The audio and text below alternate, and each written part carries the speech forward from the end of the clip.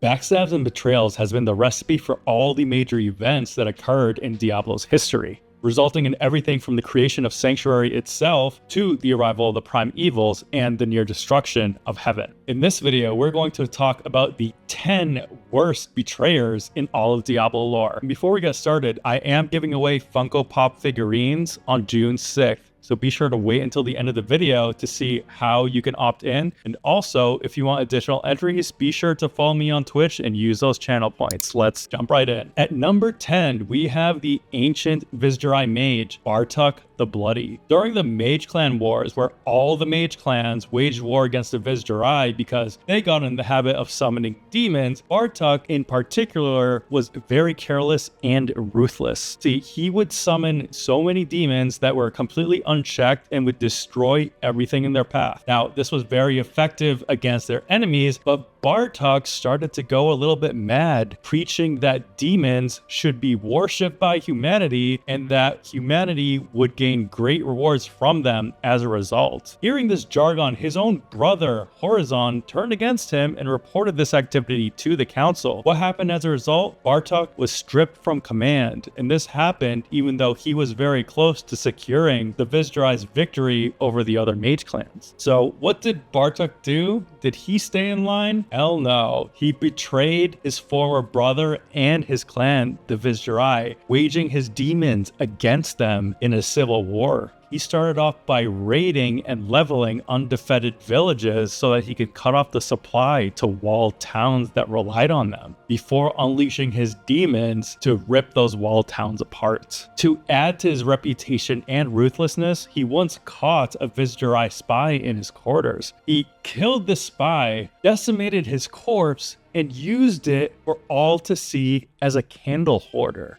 This act of violence was so brutal that even Bartok's own demon servants grew to fear him. In the final battle where Bartok summoned a massive amount of demons, his brother Horizon met him in combat in the capital of the Vizdurai city, Vizjun. Horizon was victorious, but not before that entire capital was destroyed, with hundreds of thousands losing their lives. Now, moving on to number 9, we have our favorite pale priest from Diablo 4, and that is Elias. Now, Elias originally came from Aranok, which are the sands outside of Lukalane. He was known to be an incredible mage, and Lorath recruited him into the Horadrim as his apprentice. Now, as he was flipping through old tomes, he realized that with the destruction of the Black Soulstone in Diablo 3, that meant the inevitable return of the Prime Evils into Sanctuary. Fearing for this, he started thumbing through many ancient tomes and started to learn about the creation of Sanctuary, and most notably about Inarius, Lilith, and the first Nephilim, Lanarian, who is better known to us as Rathma. With this information, he pleaded to Lorath, saying that, hey, hell is going to be coming to take over the rest of Sanctuary, and due to the damage where 80% of the population died due to the great enmity with Malthael's Reapers killing most of humanity, there wouldn't be much humanity left to defend against the Prime Evils. As such, Elias proposed that they think about summoning Lilith to help them out. Lorath completely rejected this idea and told Elias that, hey, this is a boundary here, and if you don't stop researching these darker arts, he can no longer be part of the Horadrim. Now, Elias, truly believing that bringing back Lilith was the only salvation for Sanctuary, decided to leave. And it was around this time that Inarius escaped hell, returned to Sanctuary, and began forming the Cathedral of Light. Knowing that Inarius only was looking out for himself, he knew that Inarius would be a threat against Sanctuary and Lilith if he summoned her. So what he did was he went around preaching the salvation of the mother, Lilith, would come and arrive if they helped her. So using this and recruiting scattered members of the original Triune, which we know in Diablo 3 as the Coven who served Magda, he created a formidable army to support Lilith's arrival. Now, Elias, he wanted some insurance before he summoned Lilith. See, he didn't know what her temperament would be, and if she would straight up just kill him upon being summoned. So, looking through Rothman's journal, he discovered his temple and went there to perform a ceremony that would grant him immortality. After receiving this, he wanted to understand, how can I summon Lilith from the void? To get this answer, and knowing that he's now immortal, he thought, hey, I could trick the Tree of Whispers by asking a question, and they only take my head if I die, right? Well, I'm immortal, I can't die, so there's no risk there. So he went and asked the Tree of Whispers how to summon back Lilith from the void, and the answer lied in a temple called the Halls of Dark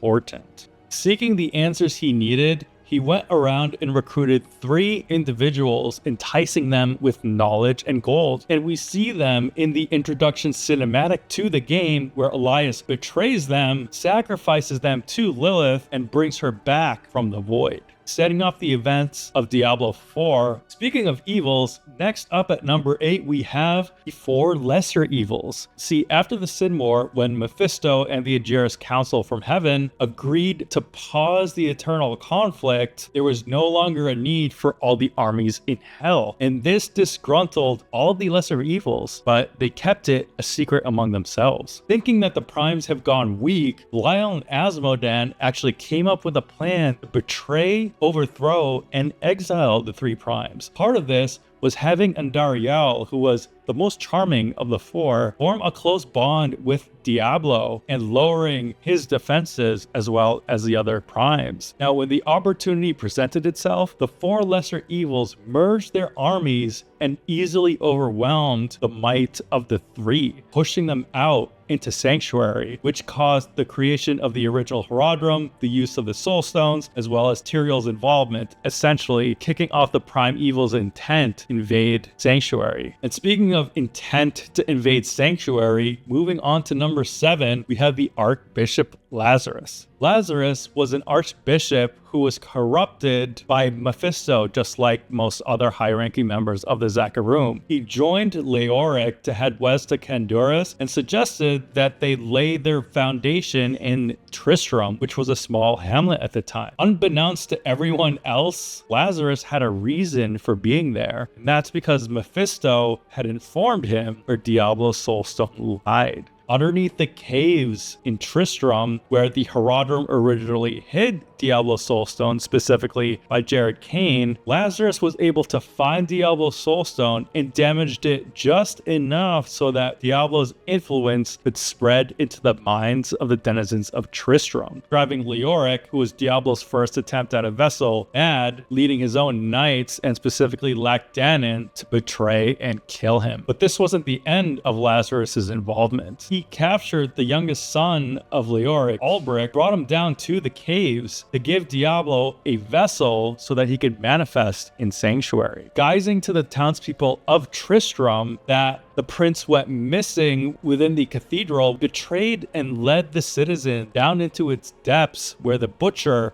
and his demons preyed upon and killed a large portion of Tristram's citizens. Lazarus did this to reduce as much resistance as possible to Diablo's resurrection, which essentially led to the events that brought Diablo and his brothers back into Sanctuary. Moving on to number 6, we have the barbarian elder Nihlithok. Now, Nihlithok was one of the elders of the barbarian city called Harrogith that we get to see in Diablo 2. Now, in Harrogith, all of the elders, save Nihlithok, sacrificed their lives to create a barrier protecting the city from Baal and his forces. After this, Nihlithok in secret ended up betraying his fellow barbarians, as well as the heroes from Diablo 2, thinking that it was inevitable that Baal will get what he wants, and he thought he was protecting Harrogith by doing what he did next. See, there was an ancient relic that belonged to the barbarians and was considered most sacred that allows passage into the World Stone chamber at the top of Mount Ariat. And this is significant because it allows the carrier of the relic to bypass the trial of the ancients, fighting 3 ancient Nephilim to move forward. He gave this relic to Baal in exchange for Harrogith's safety. Now, one member of Harrogith, who is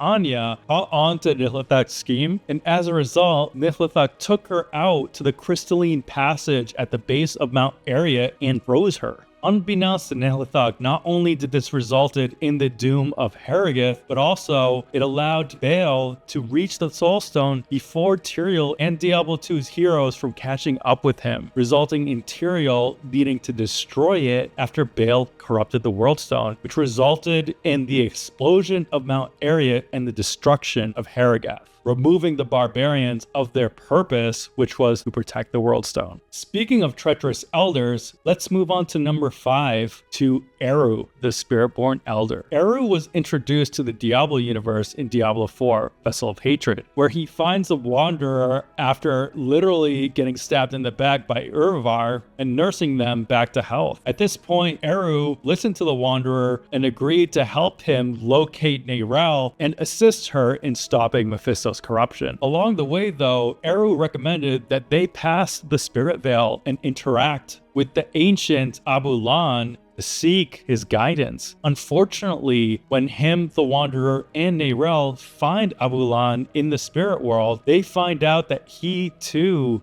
succumbed to Mephisto's corruption and needed to be put down. As a result of this, Eru was completely broken and fell into grief and hatred. And upon falling into hatred, he was susceptible to Mephisto's corruption, who told him that his return was inevitable, and if he helped him secure a vessel, he would spare Nahantu and everyone that Eru loved. So what did Eru do? At the final confrontation, when Tyrael took Mephisto's soul stone and secured it with the body of the Zakarum prophet Akarat, whose body shone with so much light that it could contain Mephisto and his corruption, Eru, in the chaos following Mephisto's harbinger of hatred battling the Wanderer, stole Akarat's body and the soul stone, giving it to Mephisto, betraying the Wanderer, Tyrael, and frankly, the world, more or less ensuring Mephisto's return, and a return with one of the most powerful vessels in Sanctuary. And speaking of powerful vessels and betrayals, let's move on to number 4, the Angel Izawal. Izawal was a powerful angel lieutenant who served under Tyrael and was close friends with, fighting back the legions of hell numerous times,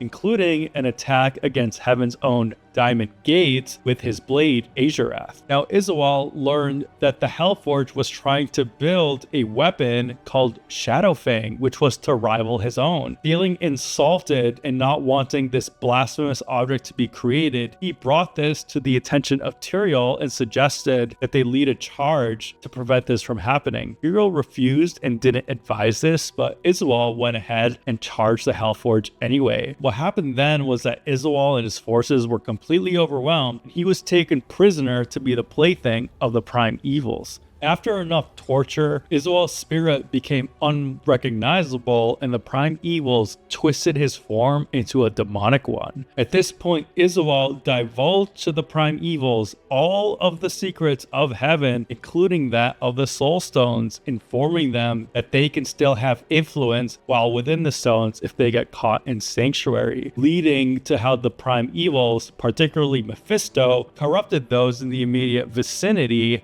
while it's still inside their soul stones. And Izawal admits this in Diablo 2 when our hero takes them down. Next, at number 3, I'm combining them into 2 spots, but we have Lilith and Inarius. Lilith and Inarius, a demon and an angel, respectively, were absolutely fed up with the eternal conflict. When Inarius was captured by Lilith's father, Mephisto, he shared his plight with Lilith, who was his warden, and to his surprise, Lilith absolutely hated her father, who always succumbed her to his hatred, and she too was fed up with the eternal conflict. So these two decided to betray the heavens and the hells to disrupt the eternal conflict by capturing and stealing the Eye of Anu, also known as the World Stone. Using the World Stone, they created a sanctuary world where Inarius' followers and Lilith's followers can coexist in peace outside of this conflict. Now, the betrayal doesn't end here, because Lilith and Inarius got really good at betraying each other. Lilith betrayed all the other angels and demons when they became afraid of her children, the Nephilim's powers, and killed almost all of them, resulting in Inarius banishing Lilith to the Void. But it doesn't stop here. During the Sin War, Lilith escapes the Void, comes back to Sanctuary, and pretends she's a noble woman, awakening the Nephilim powers in humanity and actually creating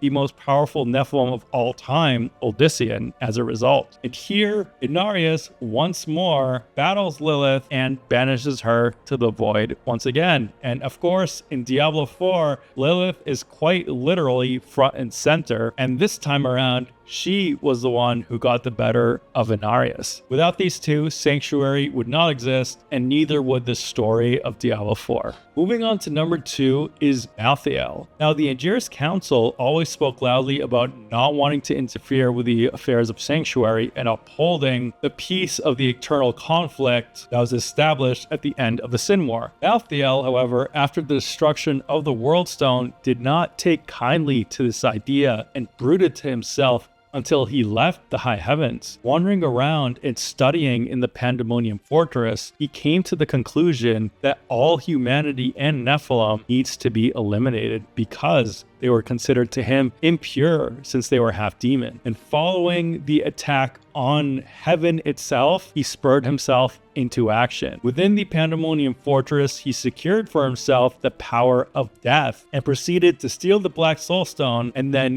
use its power to kill 80% of all humanity and then absorb the power of the stone into himself. So if the Nephilim from Diablo 3 didn't defeat Malthael, it would be a matter of time before the 7 evils that he absorbed would have corrupted him. Now, moving into number 1 is the great betrayer herself, Adria the Witch. Adria first betrayed her father by burning the entire house down and killing him in the process, then escaped to join Magda's coven out in the woods. When here, she learned a lot about demon summoning and the power involved there, but she felt that Magda and her coven's eyes were set too low and that they should seek allegiance with a much more powerful demon. As such, Adria heard rumors of the ancient Heraldric mage who went rogue and created something called the Black Soul Stone, which could harness the souls of all 7 evils and essentially be able to recreate the power of the Prime. To learn more about Zoltan Kulle and the Black Soul Stone, Adria traveled to and settled in Tristram, where she knew Deckard Cain had lived. Picking his brain, Adria learned all she needed to know about Zoltan Kulle and the Black Soul Stone and where it could be hidden. And to her delight, Diablo was present underneath the Heraldric Cathedral there. When Aiden defeated Diablo, implanted himself with his soul stone, the only person that understood what he was going through and comforted him was Adria, who seduced him and conceived a child. Now, Aiden, of course, became the Dark Wanderer and eventually fully awakened into Diablo and Sanctuary. Now, using her daughter, who has now had incredible affinity to her demonic side, was the only one with enough power to control and utilize the Black Soul Stone to realize Adria's devious plan. And we see that come to fruition in Diablo 3, where Adria fools Tyrael, fools the Nephilim, and her own daughter in resurrecting Zoltan Kulle, retrieving the Black Soul Stone, absorbing all 7 evils into the stone, and then transferring their power into Leah with Diablo at the helm with the power of the Prime Evil. This led to the near destruction of heaven, inciting Malthael's wrath to destroy most of Sanctuary and essentially lead into the events of Diablo 4. If you find this list to be accurate, go ahead and comment with your thoughts below. And speaking of commenting, to enter my Funko Pop giveaway, type in Mephisto in the comments, gain an entry. And as mentioned at the beginning, if you want to gain additional entries, be sure to follow and chat during my live streams on Twitch and YouTube. And also on Twitch, you can use Burger Bucks, which are my channel points, to purchase yourself additional entries. The last chance to enter is on 6/6, where the drawing will be conducted. Thank you all for watching. Until next time.